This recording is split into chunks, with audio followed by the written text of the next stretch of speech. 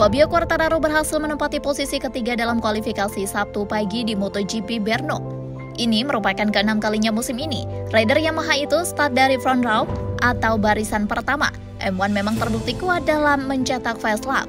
Namun dalam jarak balapan motor ini tidak cukup kompetitif. Juara dunia MotoGP 2021 itu menyadari kelemahan ini saking lemahnya, bahkan dia menganggap hasil sprint di Brno sebagai keberhasilan parsial di mana El Diablo finish di posisi kelima, tertinggal 2,292 detik dari pemenang Marc Marquez. Quartararo mengatakan bahwa kesuksesannya itu lantaran dia hanya kehilangan sedikit waktu dari para peraih podium daripada yang diperkirakan. Dia mengaku bahwa dirinya memanfaatkan balapan 10 lap hanya untuk mempelajari rival-rivalnya secara intensif, terutama Ducati dan KTM. Kurangnya traksi adalah masalah yang terus-menerus dialami M1 milik Fabio Quartararo. Namun itu bukanlah satu-satunya kelemahan yang dihadapinya. Menurutnya, gapnya terlalu besar untuk bisa diperbaiki secara signifikan jika hanya dengan menghilangkan satu kelemahan saja. Motornya harus diperbaiki secara menyeluruh di saat yang sama. Dia menilai bahwa terlalu tipis untuk berharap membuat lompatan besar hanya dengan sedikit pembaruan jika dibandingkan dengan performa rivalnya. Rider asal Prancis itu menjelaskan ke media saat ini mereka tertinggal sekitar 0,6 hingga 0,7 detik dari barisan terdepan. Tapi mustahil untuk menutup gap 0,5 detik hanya dengan meningkatkan satu aspek di motor Yamaha.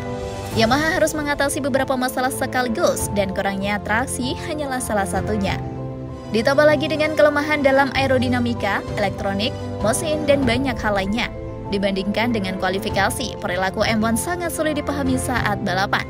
Lalu Quartararo mengatakan, "Saat saya balapan, saya mengharapkan respon tertentu dari motor. Tetapi itu tidak terjadi. Rasanya seperti kami benar-benar sepenuhnya mengubah motor dari kualifikasi hingga balapan. Saya merasa seperti mengendarai motor di tengah hujan. Bahkan kita bisa melihat dari luar betapa tegangnya saya." Mesin V4 Yamaha yang baru menjanjikan sebuah langkah besar dengan membawa sasis baru dan aerodinamika baru. Sebuah prototipe V4 baru-baru ini diuji oleh tim uji Jepang selama tes di Brno oleh dua test rider sekaligus, yakni Andrea Dovizioso dan Augusto Fernandez. Namun menurut Quartararo, menguji lintasan yang baru saja diaspal di Brno tidak sepadan dengan usaha yang harus dikeluarkan. Namun mesin terbaru ini belum cukup matang untuk digunakan pada balapan akhir pekan. Quartararo sendiri tidak ikut dalam tes ini. "Saya menolak datang ke sini karena tidak ada gunanya bagi saya. Kondisi saat tes berbeda dengan yang akan kami hadapi pada balapan akhir pekan," kata AW.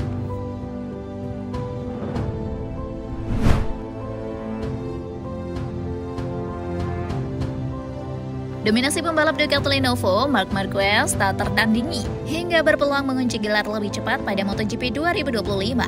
Siapa yang bisa menandingi Marc Marquez masih menjadi pertanyaan hingga MotoGP 2025 merampungkan 12 seri dan memasuki jeda musim panas. Dari 24 balapan yang sudah berlangsung, itu sudah termasuk balapan sprint dan Grand Prix. Marc Marquez memenangi 19 di antaranya. Kemenangan yang sempat terlihat tidak normal saat diuji badai cedera hingga motor yang tak lagi ramah telah kembali menjadi rutinitas bagi sang juara dunia 8 kali. Jalannya balapan musim ini sampai bisa ditebak. Pertama-tama pembalap lain yang memimpin, lalu Marquez menyalip sebelum paruh lembat dan tak tersaingi. Kemenangan itu membuat Marquez sudah mengoleksi 381 poin. Itu sudah 85,8% dari poin maksimal yang bisa diraih pembalap dari 12 seri. Musim ini Marquez memang sulit dihentikan, hanya dirinya sendiri yang bisa menghentikan seperti ketika terjatuh dalam balapan MotoGP Americas dan MotoGP Spanyol. Tadinya ada sang adik Alex Marquez selaku pesaing terdekat. Rangkaian posisi 1-2 Becky Mark dan Alex Marquez sempat membuat wajah Julia Marquez dan Roser Alenta sebagai orang tua tersenyum lebar.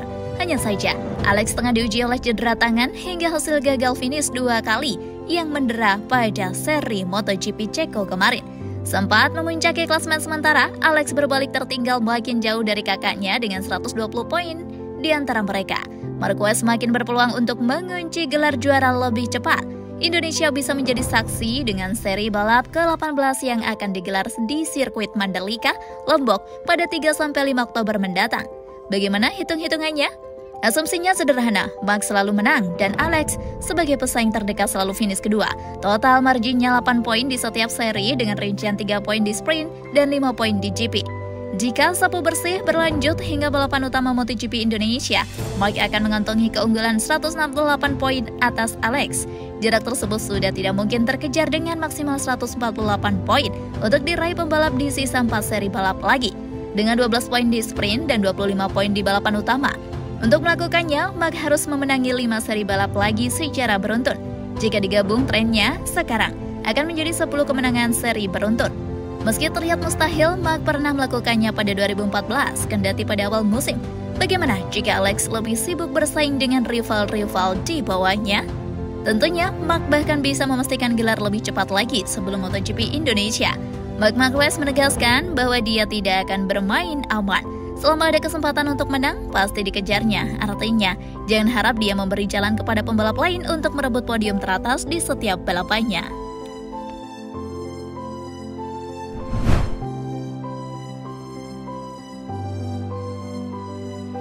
Perpindahan tim dan pembalap hampir dipastikan tidak akan mengalami perubahan lebih signifikan lagi pada MotoGP 2026. Pergerakan di dalam petak MotoGP sempat terlihat akan mengalami revolusi setelah munculnya aktor-aktor yang bergeliat di dalamnya. Paling mencuri perhatian tentunya Jorge Martin, berstatus juara bertahan.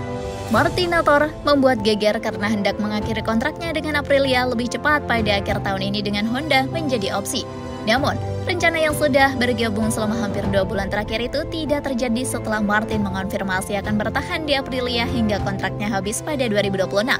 Rumor bursa transfer MotoGP tidak berhenti di Martin. Sosok sesepuh di paddock MotoGP, Carlo Pernat, telah memberi bocoran bahwa KTM lah yang bisa menggerakkan perubahan pada MotoGP 2026. Penyebabnya adalah kegambangan KTM terkait masa depan mereka akibat krisis finansial yang hampir membuat pabrikan asal mati Govan itu pailit. Setelah restrukturasi yang berhasil, masa depan KTM di MotoGP menyelesaikan tanda tanya karena kondisi perusahaan yang belum pulih sepenuhnya. Kerjasama dengan Tech3 memerlukan biaya bagi KTM, apalagi KTM juga menanggung kontrak 2 pembalap Tech3 yang tidak murah karena status juara dunia dan pemenang lomba MotoGP, yaitu Maverick Vinales dan Enea Bastianini.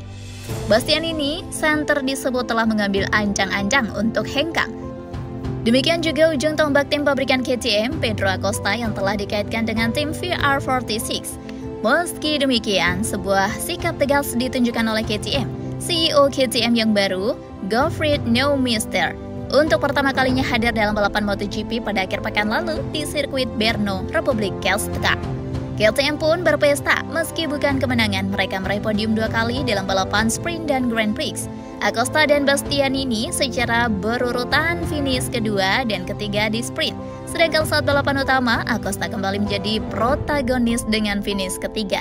Direktur Motorsport KTM, Pete Berrier, percaya diri mengumumkan bahwa tahun depan KTM akan tetap tampil dengan 4 motor, artinya tim pabrikan dan tim Tech3. Hasil podium di Brno menjadi bahan bakar ekstra bagi KTM untuk bangkit.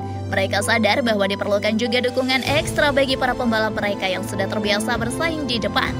Sementara soal musim 2027 dan kedepannya, biasanya pabrikan menekan komitmen selama 5 musim. KTM belum memberi kabar lebih lanjut.